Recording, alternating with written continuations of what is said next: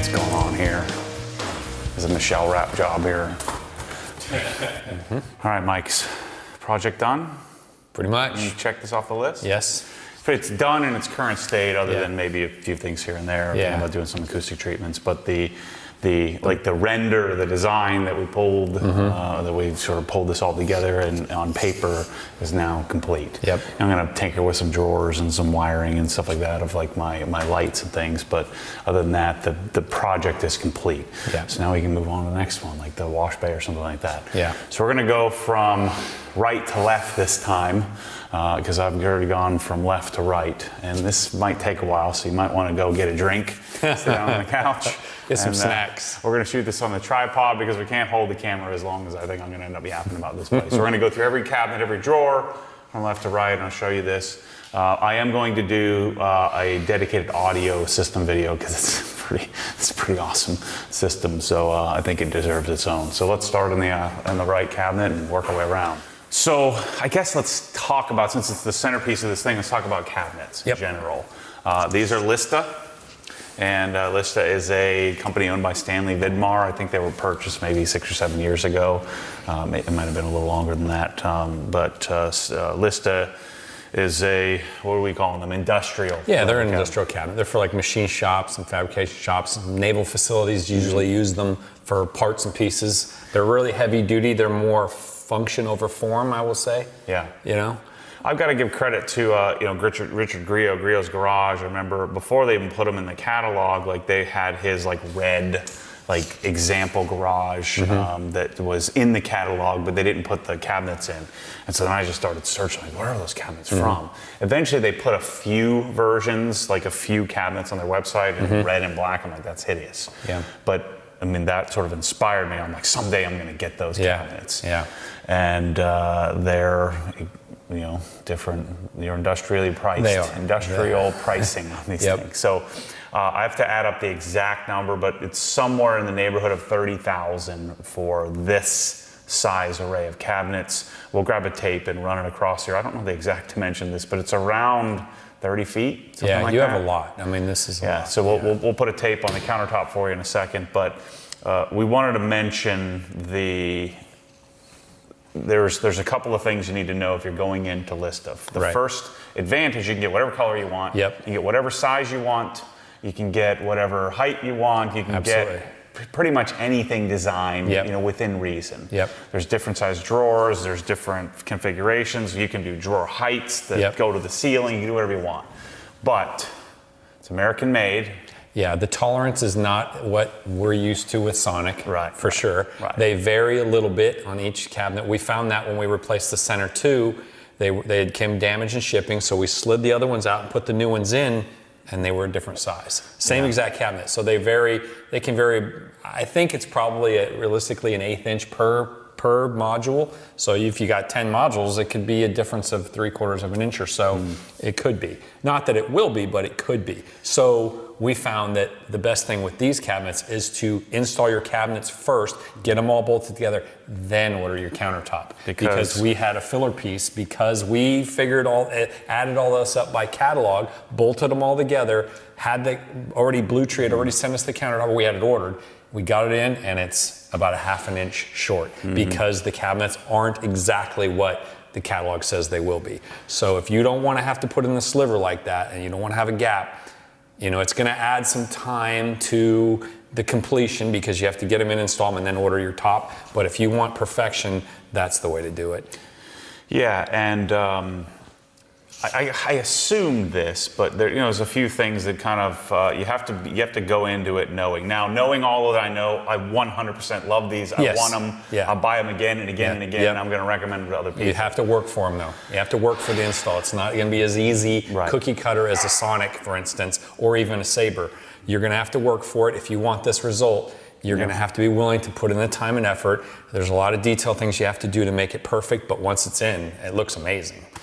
Leveling's pretty easy. It is. The toe kick, we'll show you in a second. The toe kick is an adjustable toe kick, which is nice. It's slick, not as pretty as like the Sonic stuff or maybe some of the others. Certainly Moduline's really pretty stuff. Yeah. But it's more functional. It allows you to carry there's about a what about a 1 inch and a half pretty difference close. from left to right Yeah, like 1.5 inches. Yeah. in our garage. So these cabinets, what we did, Kyle and me and the team, Tommy and the design guys, the product development guys, we actually picked and have curated some cabinets that like because you have to start somewhere, and so we have I guess like a 24 inch and like a 36 inch version. So we have we have a narrow and then a wide cabinet, and that's kind of the formula to stick to. We're going to stick to those in our recommendations because then I'm going to design like different drawer layouts and obviously we'll show you the tools here in a minute. But the sonic foam inlays fit in these pretty perfectly, and so. Same thing with uppers, then we'll have matching uppers. And so we're taking the 290 something page catalog of Lista and then narrowing it down to like 20 or 30 SKUs to get to the point to where we can then at least get people started. And then if we need to design something custom through our design team, then we can do different size uppers, things like that, depending on your garage. So this cabinet here on the right side is all these. The claim to fame of Lista is its capacity, right? It's heavy duty, yeah. So these hold 440 pounds is what they're rated to hold. It's a different kind of annoying mounting system, but once you get it Super fixed, solid, it really doesn't matter. Yeah. There's screws that thread in the side here to hold it. I mean, you couldn't, I could jump up and down on this cabinet and it's not going anywhere. These are also taller. They're about, I think they were about 8 inches taller than like the Sabre cabinets, the MSS Plus, the bald heads, the vaults, most of them.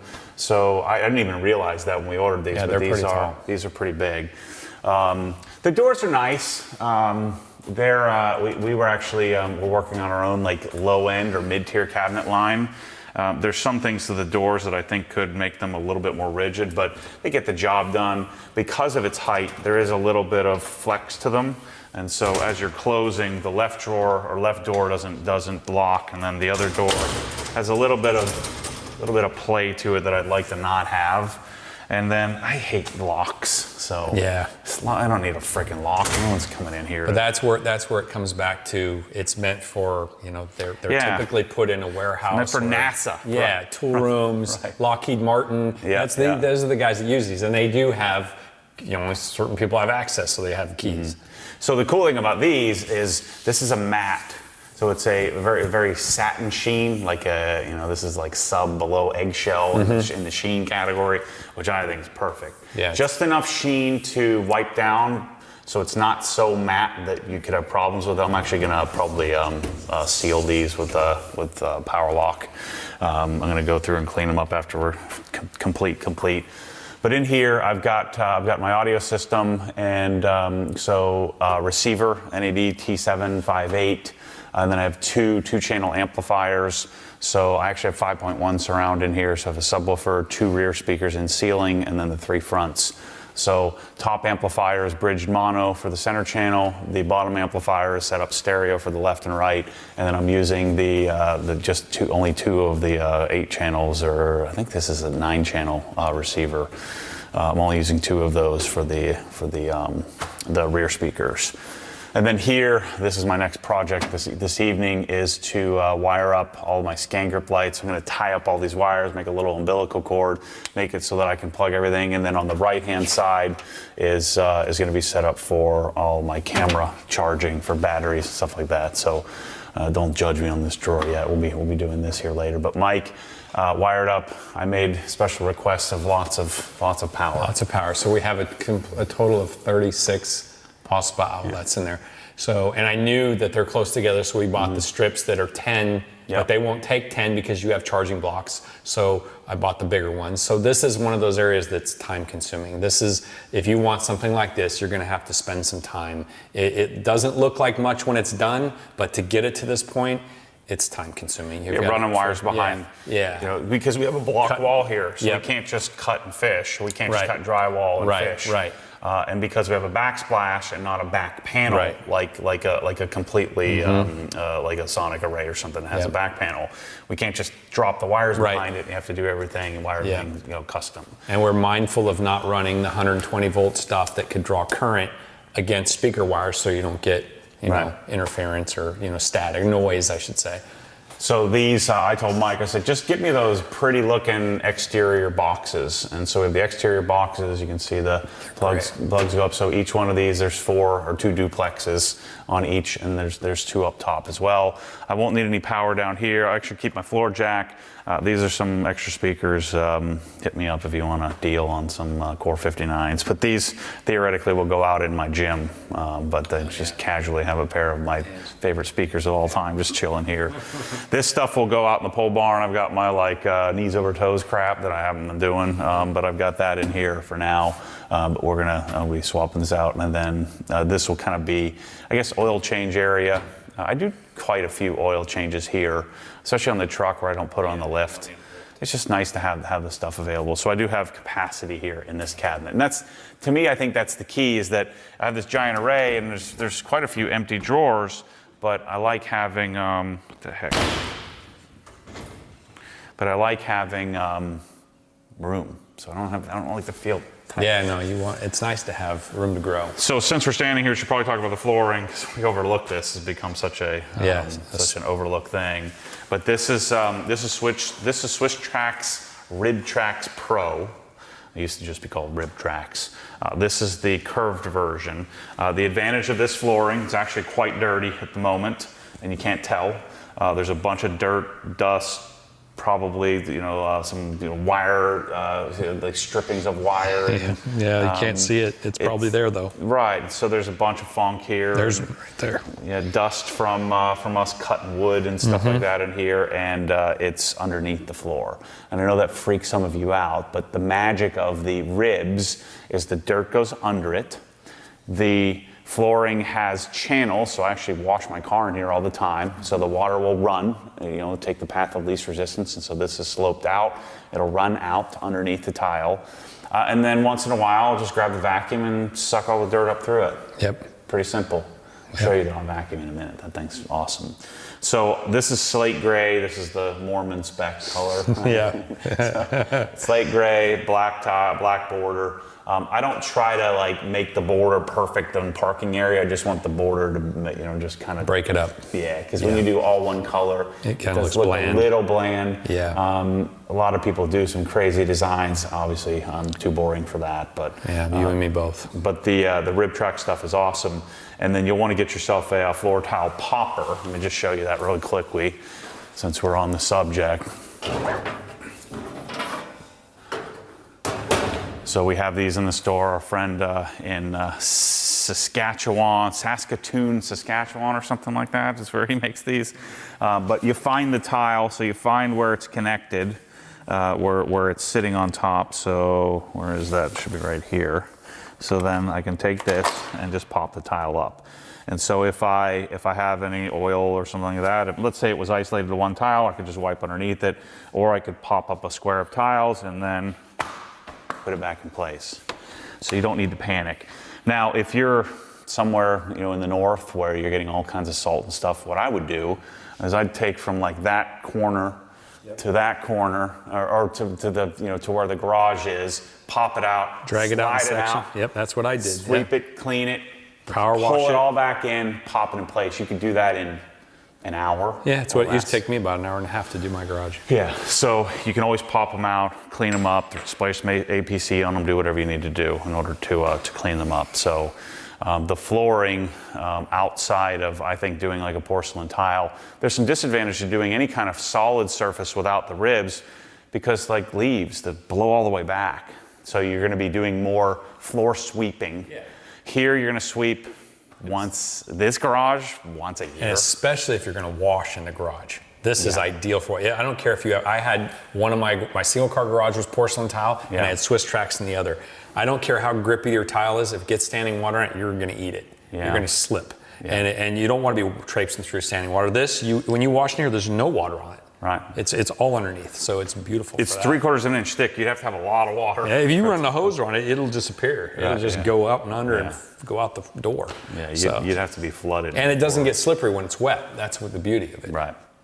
Yeah, so flooring is a big thing. I think it's around $5 a square foot now. It's gone up quite a bit over the last few years.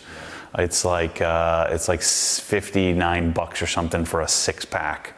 Whatever that works out to be. Yeah. So we can design it. We actually have our own floor designer on the website. You can go check that out, set up your floor, and go add it right to your cart. But if you need some physical help, you can just email design@obsessedgarage.com. They can help you work through it. So then countertops. This is like my 9th or 10th iteration to finally get the exact countertop I want. So I started with just the stainless tops from Sabre, and you just buy them. They had like prefab solutions, and of course the disadvantage to stainless is that it's always dirty. But when it's clean, it looks good. Looks great. And it's obviously probably a bit more durable. You can beat it up, but when it's beat up, you can't. It's beat up. Yeah, when it gets a dent in it, you can't do anything about it. And it doesn't look so great. Now, any countertop has that awkward period. That before it gets scratch period. Right. It's like that teenage phase, right? Where it starts to look real kind of jank. You needed to get it from no scratches to a nice patina. And so that might take years to get there. And we got a few little nicks and scratches here. But this is a walnut finish, so it's a walnut top. There's actually metal braces that run through this to help keep it from bowing or shrinking. And then it has a top coat called a Rubio Mono coat, so it maintains a matte finish. We've done a bunch of different satin finishes, shiny finishes. Those are really problematic in that they look great. And that awkward period is really awkward to get it from shiny to sort of beat up and used. This I don't think will get beat up too much. Most of the heavier working I do at the garage, down the street at the studio. But this is in 2 sections, and then the backsplash is in 2 sections. So explain what happened here with the stem wall and what we had to do. Yeah, so what ended up happening is because there's a stem wall, it extends out about 6 or 7 feet from that corner.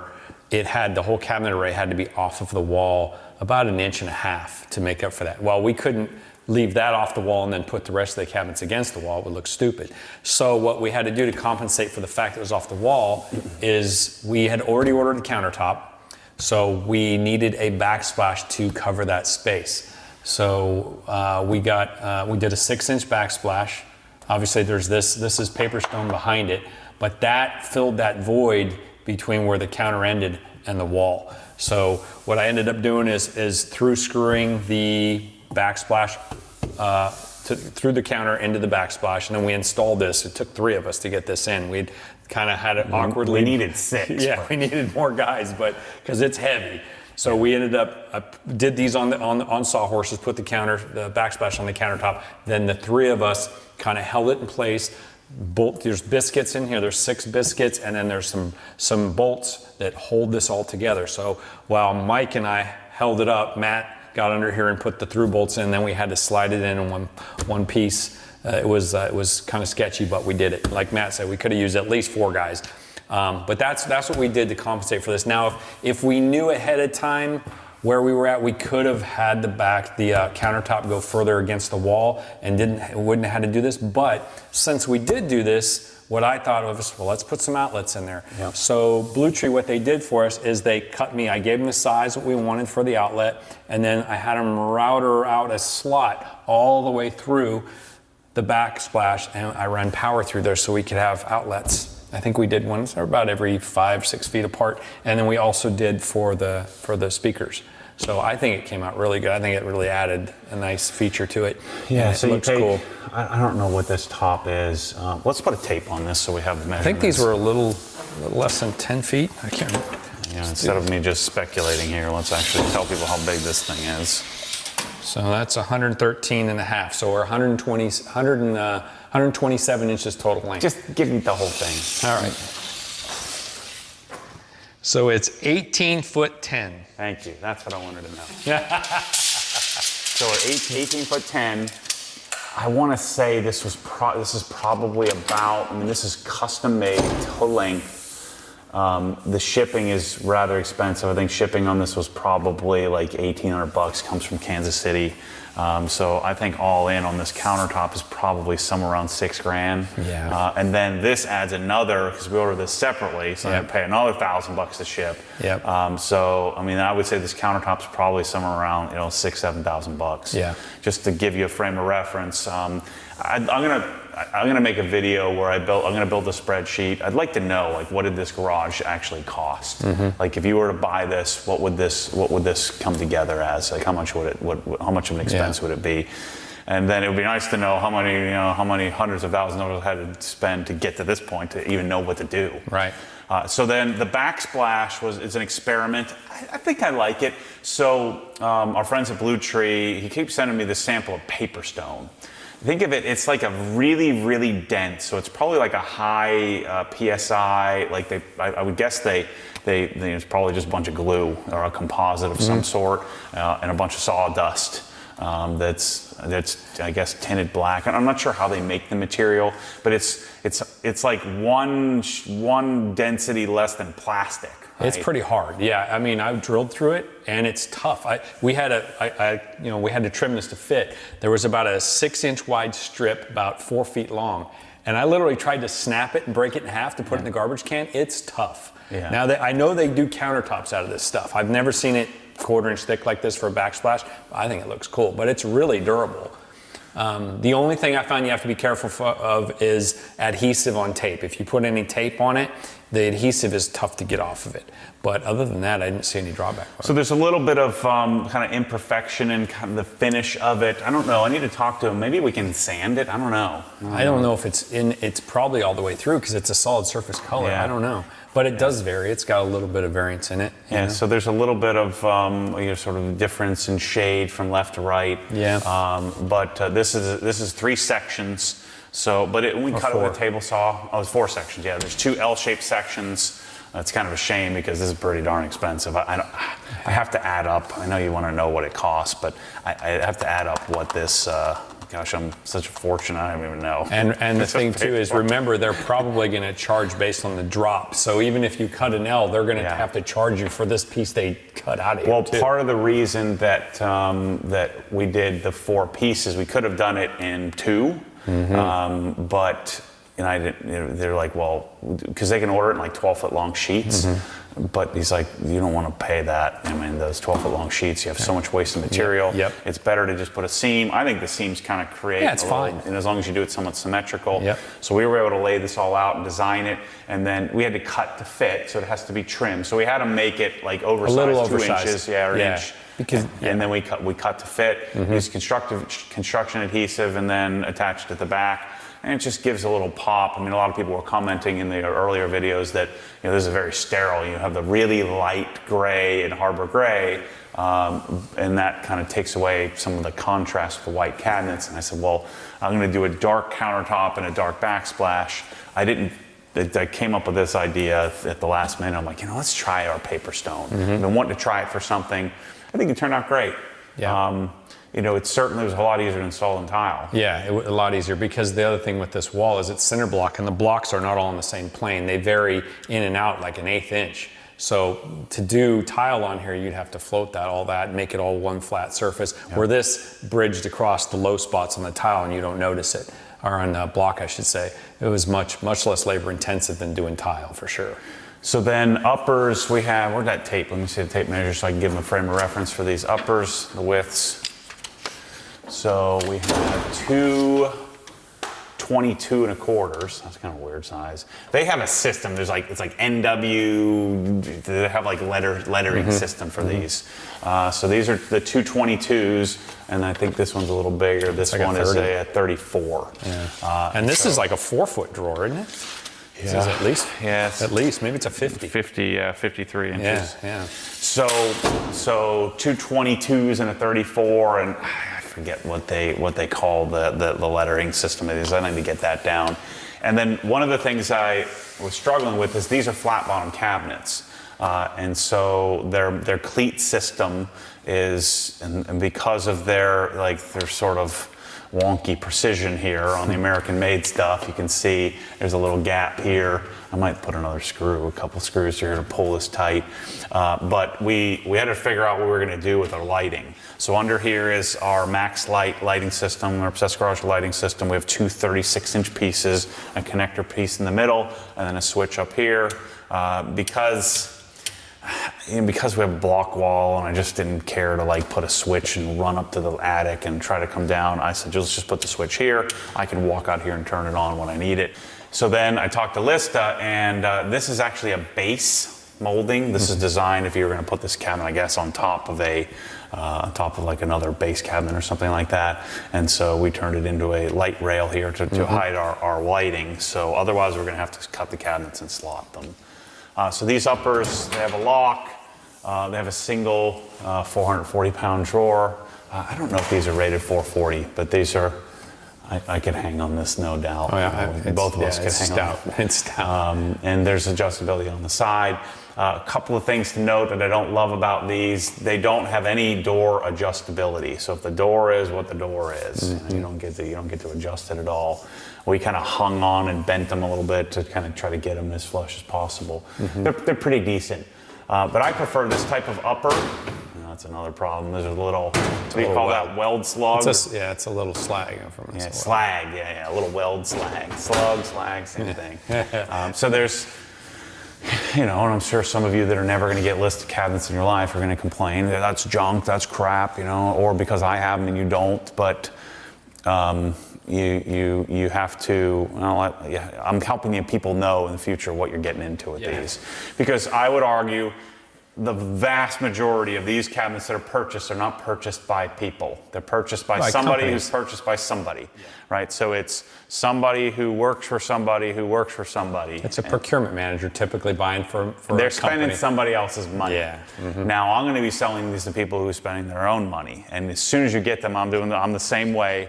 I'm like, oh my gosh, this is terrible. I can't. But I'm telling you, when you get it all together and you put the work in, these I think are arguably the best cabinets in the world. Yeah, you have to look big picture. You can't microanalyze them.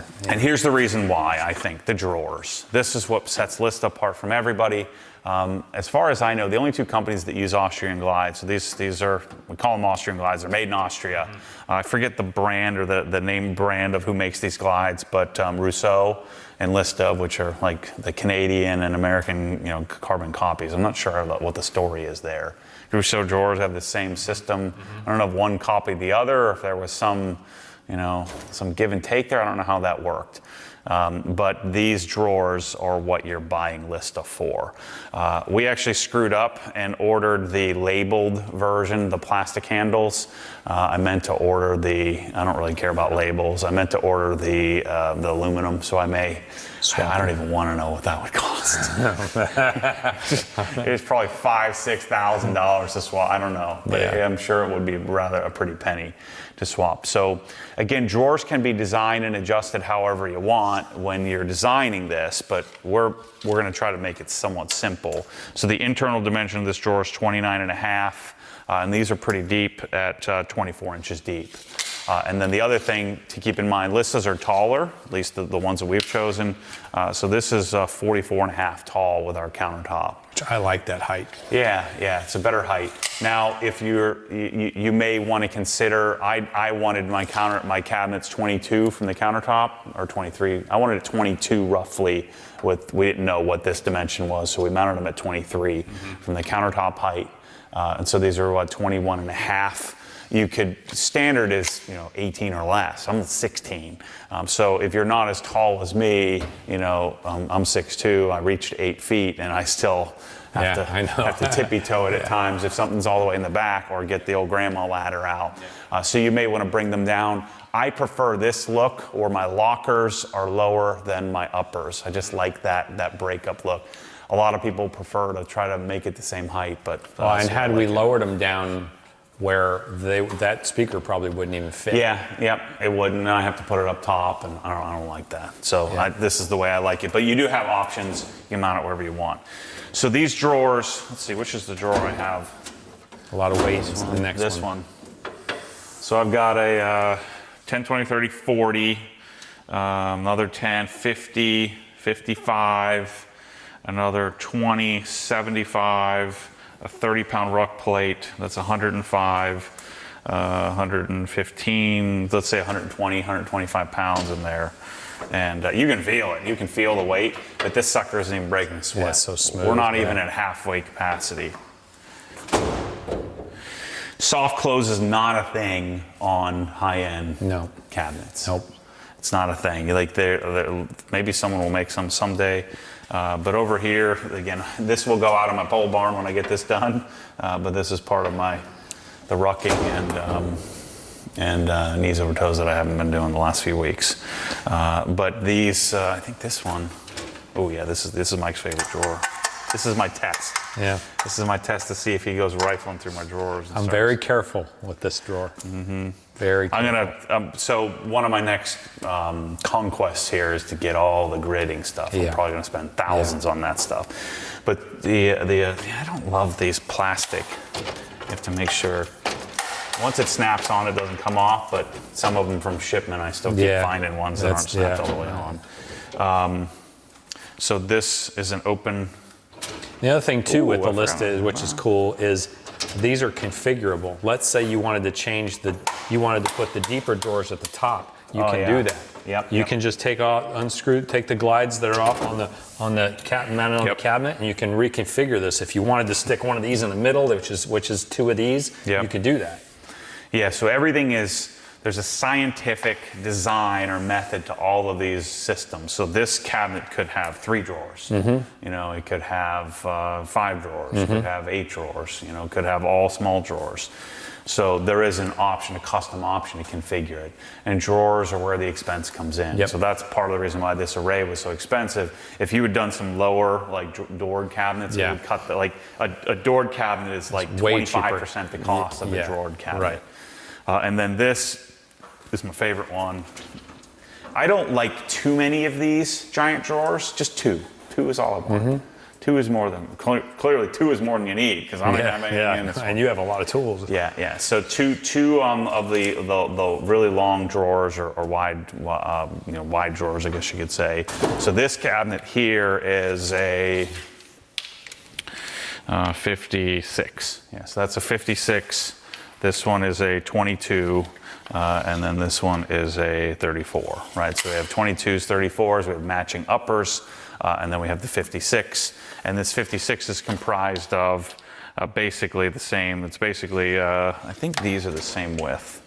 That is 29 and a half, and that was 29 and a half. Actually, no, this is a little bit wider. Wait, let me get that exact. So that's 30 and an eighth. Or 30 and a 16th. Oh yeah, this is the same. Yeah, that's what I thought. Yeah, so these 2 together probably add to this cabinet here. Correct. Yeah, so this and that is equal to one of these. And so that means that we could theoretically put uppers above this as well and have it somewhat symmetrical. So our design, the way we'd set it up, I designed it so that I could fit a 75-inch display in the middle. So then all my tools, so I have all the sonic foam inlay systems. The sonic systems, let me show you a little better example. Not this one, over here.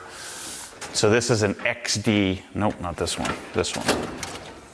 This is an XD sized foam inlay from Sonic Tools. I've said this a billion times, I'll say it again. Sonic tools are not the best tools in the world. There's a lot of sort of homologation of different brands that they put together, like different companies making the torque wrenches for them, that's making the sockets for them, that's making some of the pliers. Some of the pliers are sourced by NWS, which is a German tool manufacturer, like the German version of Knipex. But their foam system, and lots of other companies are making foam. Hazat has foam. There's lots of the CNC machine. You could lay out your tools. I say good luck. If you had a 2,000 piece of tool or 2,000 piece set of tools, trying to get a custom foam.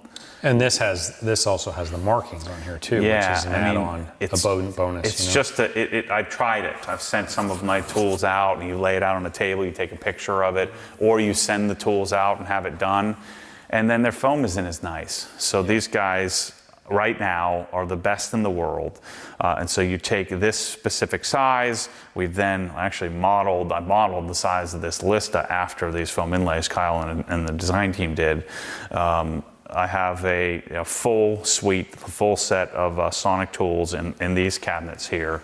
And I'm telling you, they're good. It's way better than any tools I've ever had. Well, now, I don't think they're bad. I mean, for someone that's used tools my whole life, and I've had Snap-on, I've had Mac. Snap-on's better for sure. Yeah, but in certain tools, certain things, yes. But could I make a living using these every day? Absolutely. These are good tools. I don't think they're not cheap. There's some that I would prefer maybe a different brand in certain things, but overall they're really good. It's people kind of draw a line in the sand. They say, oh well, I'm strictly a Snap-on guy. I'm strictly a Mac guy.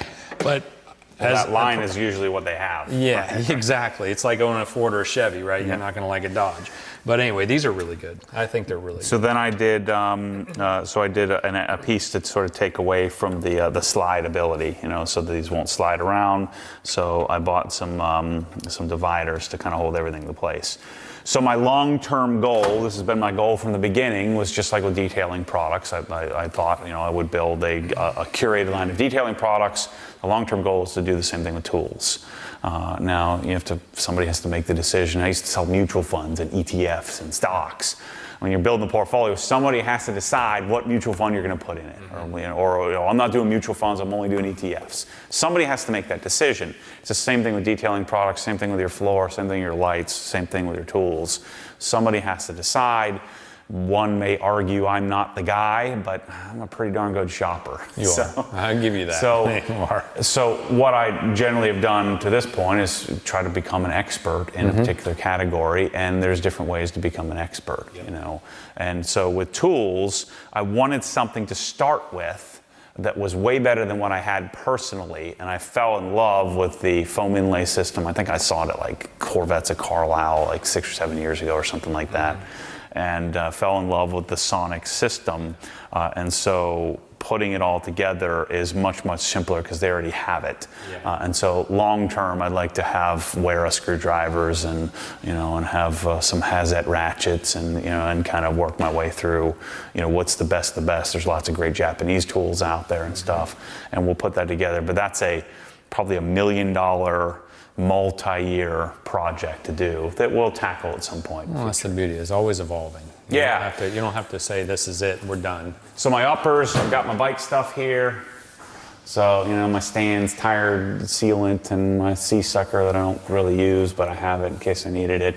My G-Technic bike care kit, some lubricants and some things, bike-specific tools like my frame or my suspension pump. Here's where I have my two car covers, the GT3 car cover and the M3 car cover from Cover King. I don't think I have anything in this one, just the safety seal. So this is where we put another duplex to grab the TV power. Remember, there's not drywall here. It's just block wall, so we can't just knock out an outlet behind the TV. So that was problematic. And so what we decided to do was to make a shelf. And I wanted the shelf to be floating. And so this shelf has like a bunch of, U-channel. Yeah, there's C-channel in there. There's C-channel, super stout. Yep. I don't know what gauge it is, but it's some heavy duty stuff. It's 1/8. And it's running this way and that way, so horizontal and parallel. I think there's 3 running the length of it and a couple, 3 running the other way. And so we flipped the shelf over to hold my Dynaudio center channel. And so this theoretically shouldn't do any warp or any bowing, and it's screwed into the cabinets. So the cleats and the cabinet array is kind of holding up that. Yeah, I use 6 number 12 screws, 3 on each side. It's not going anywhere. Yeah, that's for sure. Assuming these don't fall down, then that isn't coming down. Well, yeah, it's definitely not. So in order to deal with the issue of wiring, we have 2 HDMIs and power that have to come from the display, and you can't see them. We can't go through the wall, and so this is mounted 1/2 inch from the base of the shelf, or the bottom of the shelf. And so this is a Sony, this is their Signature Series 75 inch diagonal LCD. I would rather have organic LED out here, but OLED doesn't really work in a garage very well because when you open the garage doors, you can't see squat. I don't like LCD, but this is as good as we get. I'm actually going to have my ISF calibration guy come and calibrate the thing because we got like a full-fledged, like $30,000 home theater out here. No, It's really crazy. it's crazy. I was doing a YouTube live or Instagram live the other day, and I'm like, well, I think it's about 15,000. No. And then I started adding up. Remember, this is what I do for a living, so don't judge me. I love this stuff, and so I watch TV and listen to music in the garage more than I do in my darn living room, and so I decided to do the flagship display. B&H Photo actually had like some leftover stock from last year. This is the Z9J. The Z9K is the new version, so this was a $6,000 TV they were selling for $3,000 delivered. Yeah, and so yeah, so it's a nice setup. And so really simple system in Apple TV 4K, and it's controlled by Consumer Electronics Control, CEC control. So if I'm going to turn the thing on, I just grab, and really only going to use the Apple TV remote. I just hit any button, the Apple TV will turn the TV or the display on, switch the input. You heard the 758 click on, and so now I have a functioning system where, and I have it set up with whatever home kit. So all my apps and stuff from Apple TV are all the same. It's the same on in every one that I have in the house here. And then, we have full capability to listen via Blue OS on my phone with master quality audio through Tidal. So I'm doing high-res audio with tons and tons of amplification with those two C298 amplifiers. And then a single basic remote control. And when I turn it off, I hold the button down, turns everything off. So no need with CEC control through HDMI anymore to have like universal remotes or to have Logitech stopped making the Harmony largely because of that. So everything functions really, really well. So then I just set up the audio system here today. Gosh, I hate PCs. And so I was working on, I'm going to make a video on this specifically, but show you how I did the direct room calibration. You can hear this garage has quite a bit of slap echo. The Dirac can tune some of that out. The garage is not a particularly good, audio environment, so I'm overkilling it with my equipment. But I can tune some of that out with Dirac, which is on board on the 758 NAD. But then we're going to do some acoustic treatments. It's going to also help with the sort of the sterile of this. We're going to add some more black to tie in the backsplash. So that's the plan. I'm going to do a bunch of cloud or a bunch of acoustic treatments on the ceiling, and then we'll do some first and second reflection points on the walls. I'll make a whole video on that. My butt was puckering. I thought it was going to be like $2,500, but it's more like $5,000 to do the acoustic treatment that I need to do here. You need to either do it or not. Do 100% or don't do it. Right. And so I'm probably going to chase that there. So as we talked about sonic tools, I have full Milwaukee set up here. This is something I've been envisioning for a long time. So actually that drawer there is going to be complete here shortly. So I'm going to tool grid this out with all of there's like 10 or 12 more tools I'm waiting for. Not more tape measures, but some more levels and stuff like that. And so I'm going to tool grid that all out. And so those two top drawers are designed to be like the house wares, like the tools you need for levels and tape measures and blades and stuff like that. And then here is what I call the accessory master collection. One of the things that bothers me at Home Depot is you go there and they have these little kits. Milwaukee just came out with these where we can buy these unloaded, and you can kind of move these things around and set up your inserts however you want. And so I basically went through the entire Milwaukee Accessories catalog, said what I want. I basically want one of everything, sometimes two or three of like certain things, like a pH2, you're going to want three of them because you might break one. And so having this entire cabinet set up is something I'd always envisioned. We've got our multi-tool kit. These are actually going to go into this cabinet here. So I'm going to take all my cutoff wheels and they'll be slotted into the drawer here. I just kind of stuck them here for the time being. But this entire cabinet is set up with blades, you know, for jigsaw, for sawzall, hacksaw. And then I also have like hole saw kits and stuff like that, all set up. Any of my Milwaukee accessories are here for house stuff. We use this crap almost every day, you know. Yep. Yeah, almost every single day. This drawer is going to be designed, so this is where I'm going to spend a lot of time on all of the little red bins. So Lista sells it where they have an exact bin for this exact drawer and this exact height. And then it'll be filled with 36 bins or 24 bins or 12 bins, however you want to configure it. And so my plan here is to do all the adhesives and tapes will probably go up here because I don't have anything in this cabinet. So this will be all our tapes and stuff like that. And then this will be, so all of our lags. So think of it like this Milwaukee pack out. I'll have all the nuts and bolts and lag screws and all of that stuff all set up. So I'm planning to make I'm gonna make a major purchase of lags and fill up all these drawers with all the screws and nuts and bolts you might need. We did that at the garage from the automotive side with the, what was that company? Yeah, Rogo, yeah, with the Rogo stuff. Here at the house, I don't need as much, but like construction screws and all that stuff we're gonna have. It's gonna be more focused for construction here, yeah, for sure. Yeah. These cabinets have got fluids here, like WD-40 and shop towels and stuff, like brake cleaner. And then this one would be like oil and, you know, kind of car stuff. But again, most of that stuff I have in the garage because 90% of the time I'm gonna do it there. And so then this cabinet, this is that's my favorite. Couple of dollars in this cabinet. My favorite cabinet. So this is the entire, actually it's 45 tools. So 45 Milwaukee tools in one cabinet. I've got the rapid charger, so the 6-bay rapid charger, and then we've got the supercharger here, and then our extra batteries. And so this is every Milwaukee tool that I think you would want. The Milwaukee vacuum for shop vacuuming around the house. The two, I didn't do an air compressor here because the new Milwaukee M18 will satisfy any need I have to fill up a tire. And then this is the Ego shelf. So I have two turbochargers, which I was thinking about it last night. I don't think I'll ever need two. I don't know why I did that. Because two is better than one. Yeah, yeah. But I keep all my batteries charged. Yeah. I'm ready to go. And so that's the Milwaukee drawer. And then notice Mike ran power for these. So we have there's one down here and we have a double duplex there. The subwoofer wire is running up to this as well, so we don't have to try to run it up the wall behind it. So that's the main cabinet array. We do have some Viper fans up here. At the time they were like first ones, prototype.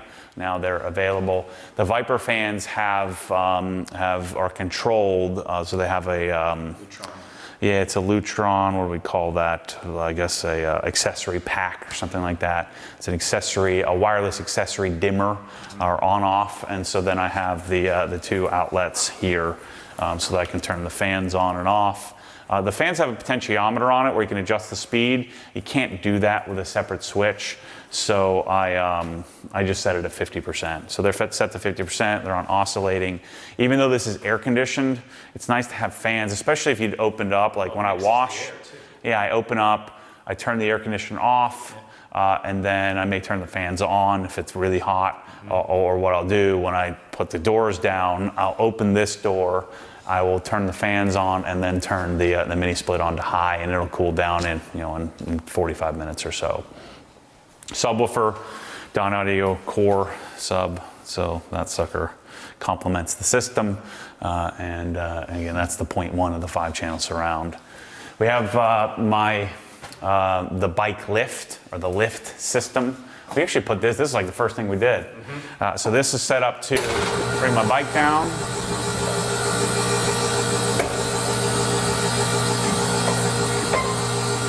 You'll also notice this is my one-up bike rack. So this can go on the trailer of the truck, or the trailer hitch of the truck, and so you can take it right off the wall, take it and put it on the back of the truck. My other bike's in the shed, but normally I'd have two bikes on here, and it just gets it up out of the way. This little pocket, I think, was a good spot for it.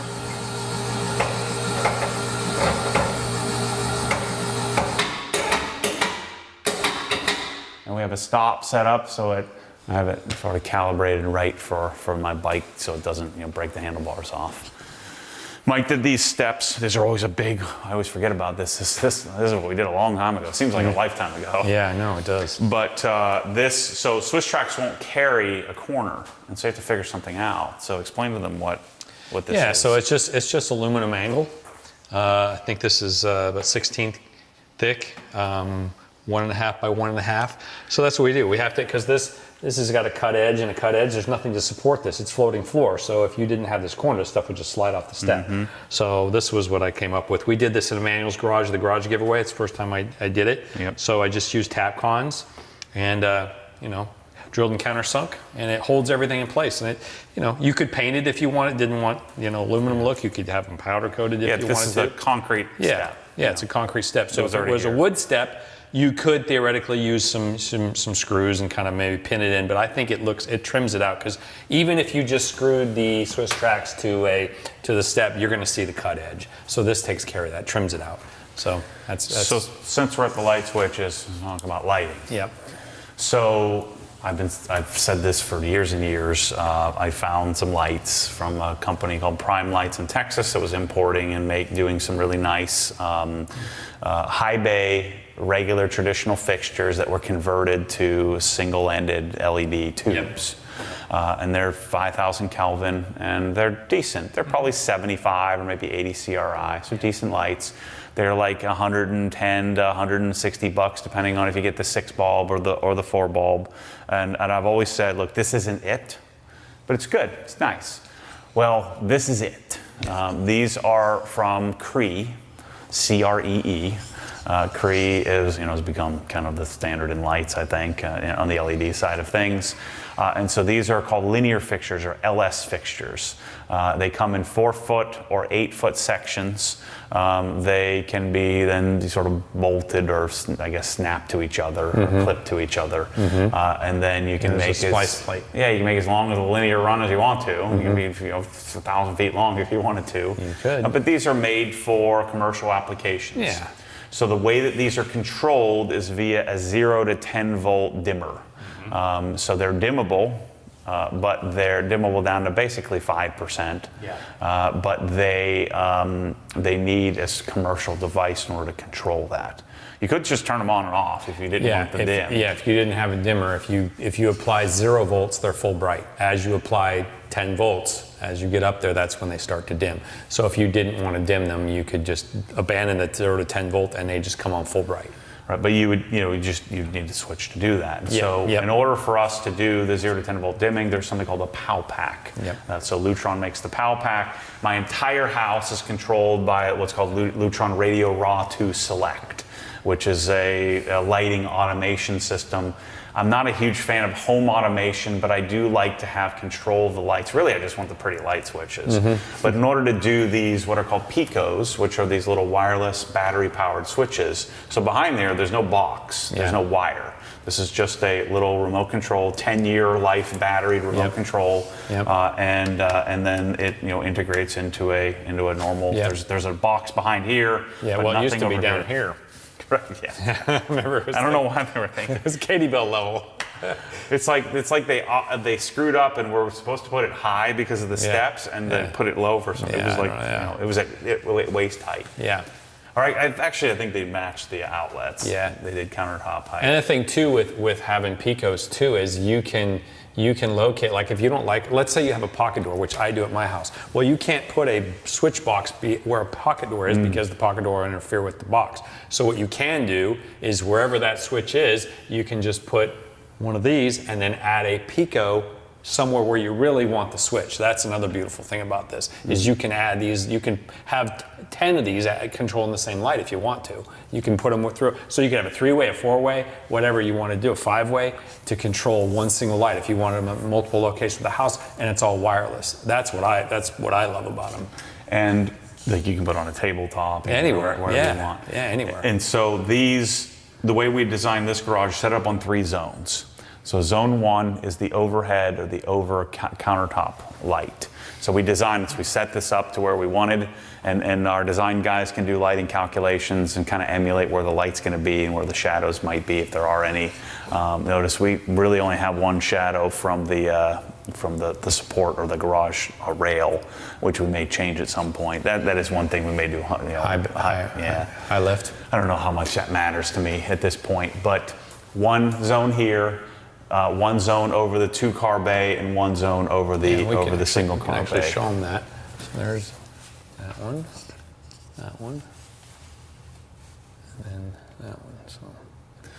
And so the other standard that I'm going to change, or hopefully change in the world, is that doing the garage door opener light. Those lights are terrible. They are. Seems like the bulb's always out. This is a terrible option. And it's not much light either. And so we have the LiftMaster 8500, the jack shaft operators, and I bought the I guess they are. They are the Wi-Fi enabled, but we don't use it. Yeah, but I'm not doing the stupid Wi-Fi. I have no interest, no need for that. Yeah.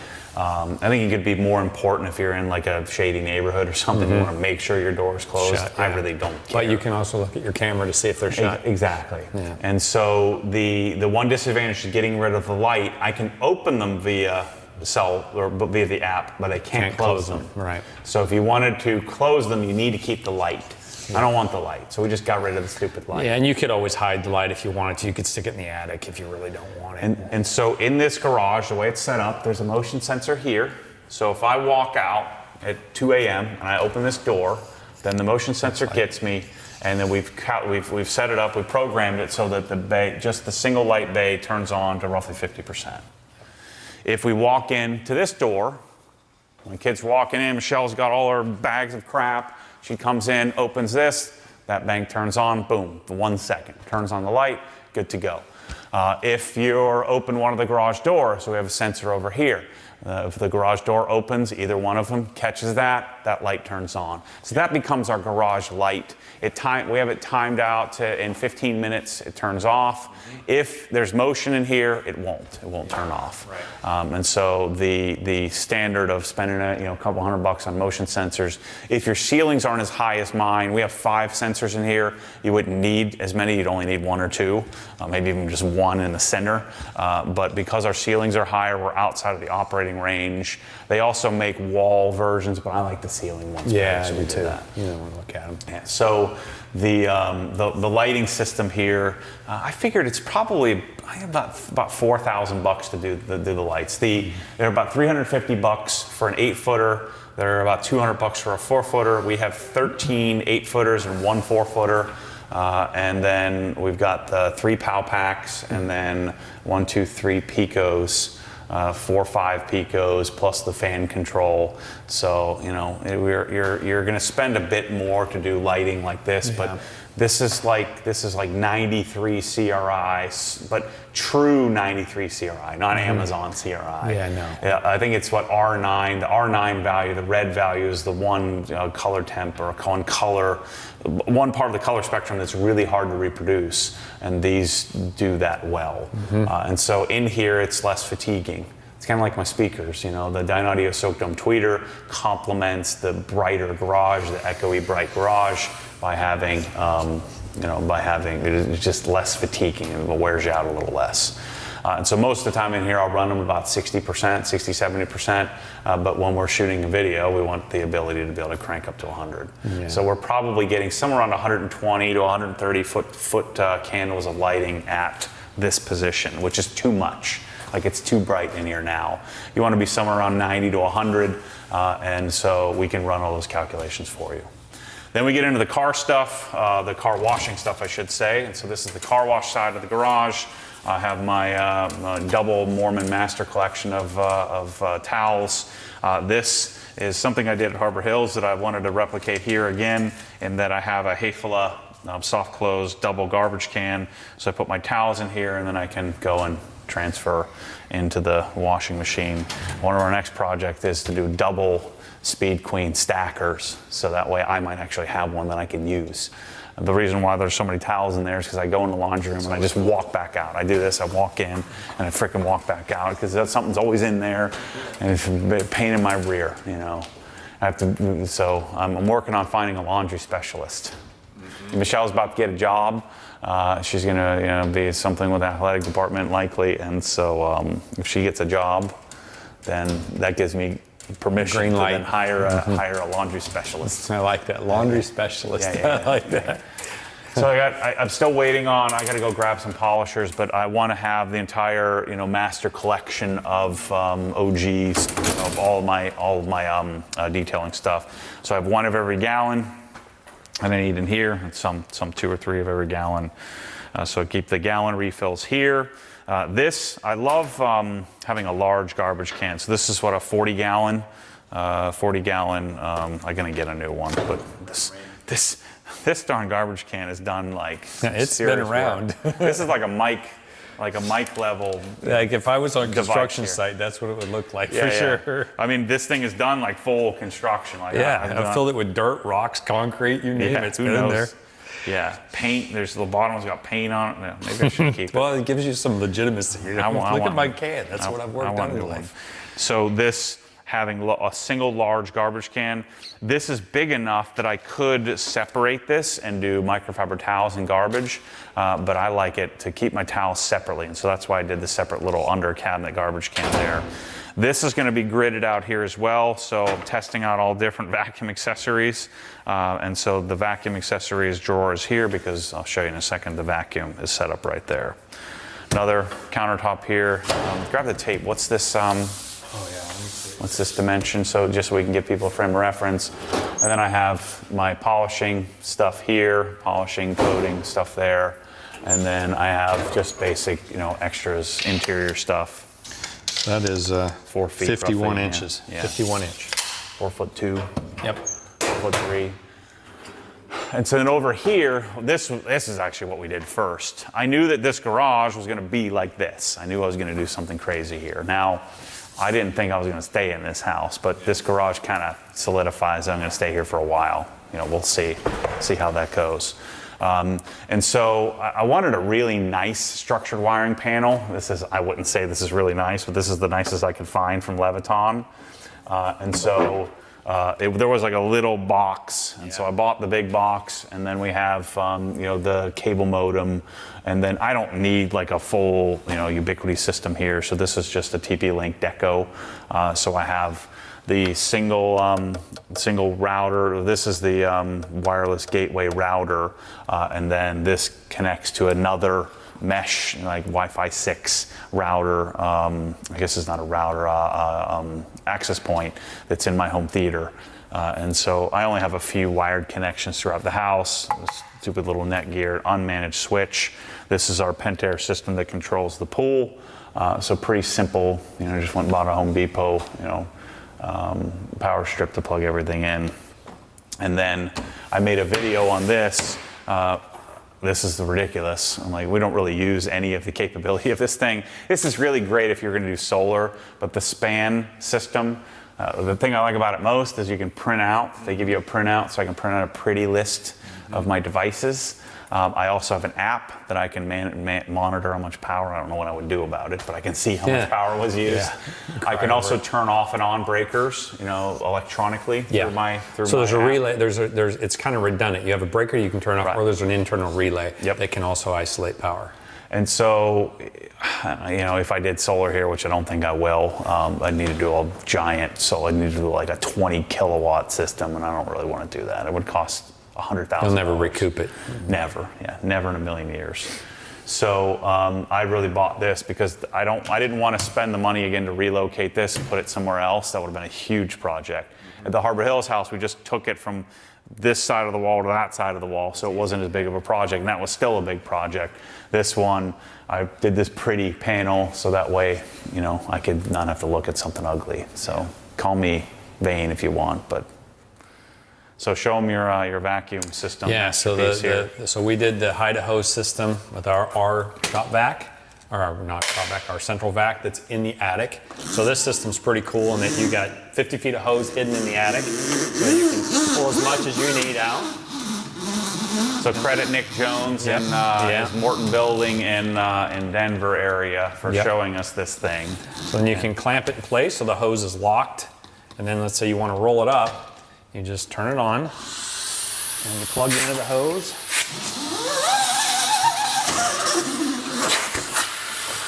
Michelle is That's in it. love with this thing. I am too. I love it. So it actually has a little tab on the back side of the door that comes, when the micro switch is on. When you shut it, this tab turns off the micro switch. So it's pretty slick. I love it. I can't wait to do it. So the vacuum is up in the attic. Yeah. It's our vacuum system, the OG Vac, which will be, when you're watching this. Pre-order should be launched, if you're watching this today, like when we first launched the video, in about a week and a half. And then depending if you're watching this years down the road, we have the whole suite of systems. The one disadvantage right now is that I don't like the accessories that we have, so we're going to have to make our own, like physically pay to have like a mold done. But for now, we've kind of put together the best accessories that exist. But the vacuum system operates at 59 decibels. That one up there isn't actually the quietest version of it, and we don't have a muffler on it. Yeah, and it's because it's in the attic, you hardly hear it. You hear more the air sucking in the hose than you do the vacuum. Yeah. And there are 3 different versions that we're going to have. You can have the Cox hose reel with the vacuum hose on it. There's the Haida hose version, and then there's also a surface mounted Haida hose. So if you don't want to have to cut your drywall, they sell this system that can be surface mounted. The only difference is you'll see the pipe, but it works exactly the same. So that's a simpler system because you really just need to put a single round hole in your ceiling to install it. Everything gets surface mounted. So then all my detailing stuff here and my press-all bottle system, which we're working on adhesives, and we're going to be working on bottle fluorination, the Tarex. We've been trying things to get the label to stick. Tarex actually bleaches a citrus-based, acidic-based, citrus-based solution actually bleeds through the bottle, believe it or not. So we need to do a chemical process called fluorinating. Kind of like you put fluoride on your teeth, we need to do the interior of the bottle in order to keep it from bleeding out. I'm also working with Press-All to make me squeezable bottles for my soaps. But the concept here, and you can see I'm testing different adhesives to try to get this to stick properly. We're actually going to flame treat the bottle so that our adhesive will stick better. So we're working on that. But the long-term goal here has always been to be able to put whatever product I think is best or you think is best, and then to have a matching array of bottles and sprayers that are world-class. And we also have some work to do with, some of the tips fail with certain products. They split in half. And so I'm working diligently with this company out of Germany. These are manufactured in the Czech Republic to get matching gallons and matching squeeze bottles and fully functioning warranted spray heads. And so we're getting closer and closer by the day. Actually, the owner of Press-All just flew in from Germany and came and visited so we could show them some of the issues we were having with some of the sprayers. We keep our bucket system here. These shelves, we have these shelves custom made for us. You can order them from the site. These are, I think, 36-inch wides, and these are a T316, which is overkill. But the problem is sometimes these bottles don't do it, but sometimes like this, you'll get a ring, and a 304 will stain. A 316 generally won't. And so I don't know what these shelves are probably like $200 a piece. To do 316, it gets pretty darn expensive. But if you're going to have 3 shelves, it's going to hold a lot of expensive, or it's going to hold the place in expensive real estate in your garage for a long time. And you spend the money on it. Bucket filler here. We didn't have enough room to do the big boy, and so we did the P163, the prior hose bib, into our adjustable, really, really flexible bucket filler, and then our ultimate hose nozzle, which I think we're not going to be able to sell those anymore. They want us to buy like a 4-pack with green and red and blue. I'm like, we're never going to sell those. So you're going to have to buy your I don't even know if you can buy a black one on Amazon, but it's like an as seen on TV nozzle. It actually works really, really well. It's better than the Dixon valve ones that are like $300. And then this concoction here, I gotta put this thing on the wall. We're gonna have these where I can mount my foam can into the wall. But we have the dual Kranzle setup, which basically renders our CR Spotless useless. So I haven't really been using this. This can only support or barely support a single Kranzle. We're actually developing our own DI system, which will fit in here. So that's why we mounted a little bit higher in order to prepare for the OG DI system. Shoot, we may end up coming all the way over here with a bunch of DI stuff. Never know. or ripping the whole thing off and starting over. But we have a single Kranzle does about 1.9 gallons a minute. Dual Kranzles in parallel give you same pressure, 1000 psi, at 4.18 gallons a minute is what we measured, with still the pressure switch senses and turns off. So when you release the trigger, it turns off. When you pull the trigger, it turns on. We have our OG spec Mosmatic Gun Wand and our Mosmatic wand holder with the Prevost piping. And then, why do we need these? I never use them. Well, it's just to isolate. So because this, for one of the things, if one fails, you can turn one off. Oh, that's right. Yeah. And then also because you still can use DI, if you shut one off and just flow 2 gallons a minute. Why just turn the switch off? Well, you can do that too.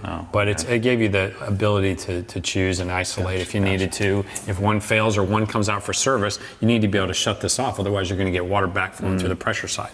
So that gives you the ability to do that. I need to swap my hose. This is my original, like, prototype MTM Cobra Jet. Yeah. This is probably, I don't know, 3 years old, something like that. So this is the original hose with the OG PP plug here to keep from that dribble. With Mosmatic, our Mosmatic OG spec, the ones that we work with Mosmatic to develop. I basically told Mosmatic, I want the best fitting we can possibly have, and I don't care what it costs. And well, so now we have a $50 fitting on the end of our hose. So this is the OG version of the OG spec hose. So we're going to swap our hose at some point here. I'll do that for you soon. I got a couple of fancy funnels here, a couple of caps. But the system here is about, I think it's about $5,000 now if you're going to do this whole setup. I would suggest you don't do the CR if you're going to do duals. You probably won't use it very much. I haven't used it yet since we've done the duals. So that could save you, that's $500 in piping, $500 still save you $1,000. And then, make sure you leave enough room. For our system. The system that we have coming will be able to support this better. Yep. Because it'll flow up to probably 8 or 9 gallons a minute we'll be able to do. A couple of last things in the garage here. We do have a lift system. This is from Magic Stairs. It's called the Magic Lift. This is for taking the Christmas tree, taking, normally I keep my oil pans up there and stuff, but you have this system, and the way we set this up, we actually plan, where's the car going to be, so I can have a car here, I don't have to move the car, I don't have to take it out, and we can bring the lift all the way down. It won't hit my mirror, it won't hit the cabinets as long as the door is not open. This will take up, it's rated at 150 pounds. It may or may not have taken more weight up there. It did, yeah. Do not ride. Don't ride on this. Don't ride on it. We don't ever suggest or condone that. I would never suggest that. So you have the Magic Lift. We do sell this in the store as well. So we sell these things all the time. This thing's great. Yeah. Hauling it up the stairs is such a pain doing it this way. So yeah, I've had a Versa lift before. I think the Magic Lift is nicer. And then we couldn't do Magic Stairs in here. Because the peak of the roof, the way the roof is designed, the pitch of it. And so this garage has stairs from a company called E-Layer, which is like a crazy engineer guy designed it. Him and his wife designed these. So the stairs are about, I think the stairs were about $5,000. And they were pretty easy to install. Yeah. You just need a couple guys to help you hold it you up. need a material lift to do it. Yeah.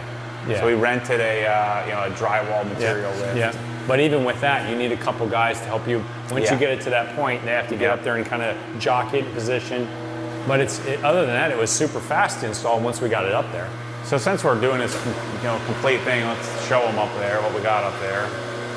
So Mike put the flooring in up there, and then let's show them the vacuum system. Okay. So these stairs have a much wider foot. They also have like the double section as well. So you have, it's just a little safer. Their suggestion, if you're designing this, if you had the right width, they actually make wider stairs. This is their narrowest version, but that was the hole that we had because we weren't designing this from scratch. Let's go up there and show you what's up. So it is walkable up here. Might put the flooring in.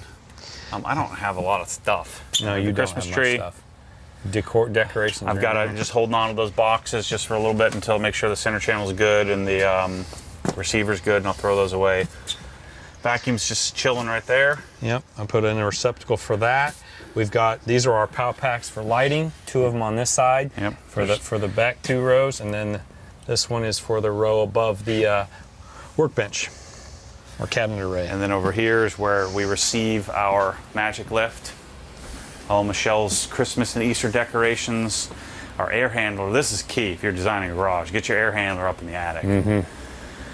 You know, I'd like to do spray foam insulation here, but it's probably not worth it. No. Another one of those electric bill's like $500 a month in the summer. Yeah. I keep the house at 72, so I don't think it's necessary. So that's what the attic looks like. And you can see our tubing or piping has to run 50 feet in basically a circle. Yeah, so that comes all the way around this room. Comes up over there, those loops all the way around, goes about 20 feet that way, loops around. So our 50 foot actually ends right here. There's a stop in here, so the hose, if the end ever comes off, the hose stops. It can't get sucked all the way through to the vacuum. So that's right there. So then Rivian chargers here for Michelle's new Rivian. We had a Tesla charger here for the Model 3. I sold the Model 3, so we swapped it for the Rivian. There's 8-gauge wire running, so we'd run the 8-gauge so we can do, we have a 50 amp circuit. And then you have your jack shaft, 8500s here. The house already had, and I need to dust these, the house already had insulated doors. This is an 18 by 8, which is really nice. I never thought that, a house, this cookie cutter, they would have done 8-foot doors and done them nice and wide. The only thing that would have been better if this was a 10-foot door, that would have been smarter. This is 9 feet wide by 8 feet tall. And so we may do, my friend Joe has a design where we can design and do a much better mounting system for the rails. And so we'll probably do high lift at some point, maybe powder coat the rails or something like that. I will say the one nice thing about them not having a foot wider door is we could fit the jack shaft openers in. If there was no room, we'd be stuck because you can't put one over there. Yeah. So the garage is cooled by a Mitsubishi, I think this is a 24,000 BTU. So it's a slightly undersized, this really calls for 36,000 BTU unit, but if you slightly undersize it, it'll run more often, which would help with dehumidification a bit. And so this 24,000 BTU fires out into here. I have the fans to help with that. And then that door stays open a lot of the times. And so we get a nice flow of air. It's super comfortable in here. Very comfortable. It says over there 77, but it's cooler than that. If it was 77, I'd be uncomfortable. Yeah. It's probably more like 74 in here. It's super nice. So things to do, maybe high lift doors. I like to do some acoustic treatment in here, especially since as many videos as I make. We'll do a lot of washing in here until the wash bay is built. That I'm going to build out to the left of this. But the surround sound system here is center channel, left and right. So Dynaudio Heritage Specials, Dynaudio Contour 25 Center 25 CI, and these are S4 C80s. The studio monitor, like the really Studio Series, super deep, 8-inch driver, soak dome tweeter, in-ceiling speaker. So we have five channel surround. Pretty sweet. I think that's about it. Yeah, I think so. It only took us an hour and a half to go through this garage. I don't think you missed anything. So I will, I promise, I'll get on the computer, build a spreadsheet, figure out what this costs. If you wanted this, the garage dimension is 36 wide by 24 deep. No, 25 deep. Mm-hmm. So it's 25 feet deep, which helps quite a bit. That extra, depth helps. When we look at my cars they aren't even pushed up against the wall, and I've got 6 feet of room. 5.5 feet of room between, comfortably pulled in, comfortably away from the garage door, and yet I still have tons of room to fit. The Rivian, the longer truck, or the Raptor comes up to like the edge of the black. Yeah. So super nice garage. I'm pretty pumped. Yeah. I'm gonna spend a lot of time out here. Yeah. It's gonna be weird to spend time out here and actually have it for a while. I know. I built the other garages and left. Yeah. We just bolted the last We put the hose compressor in reels. and the hose reels in, and then you sold the house. And then I left like literally that week. We sold it. Well, we've already done a lot. You think about what we've done to this house since you moved here. Yeah. It's been a pretty rapid progression. We've done the garage, we've done the outdoor kitchen, we've done all the lighting, the electrical, fans, closets, you name it. Now we do the wash bay. It's going to be pretty darn nice. Yeah, we'll do the wash bay, we're going to do the pantry, we're going to do the laundry room, and we're probably going to do the floors and kitchen. Yeah, and remove the fireplace. Yeah. Yeah, you might be here. That'd get by you an extra 6 months. I think I could stay here for a while. I think you could too. I think you should. I think it's great. I think it was I remember when you first looked at this house, it was kind of like, but now that we've done all this, it's pretty darn nice. I wasn't sure that I would like to be like we're the first house, so the street's right there, but it's not a problem. I haven't noticed a car going by yet. No. The lot is great. Big. It's actually nice having the wall there, because the dog, gets to run around. It's like 2.5 acres. Yep. Once I build the wash bay outside, I'm like a mile from my garage, from my studio. That's the beauty of it. Yeah, you're close. Pretty awesome. You can walk to work. Yeah. So anyway, that's the current version of everything that we know to this point in a garage, all in one spot. So yeah, thanks for watching. And stay tuned for more craziness. Now I'll just make videos in it. Michelle, what do you think of this garage? You like it, don't you, Michelle? Ryan got an attention. Uh-oh. For a sweatshirt? Listening to music during class. Oh boy. The garage looks great. See you guys on the next garage. Thanks for watching.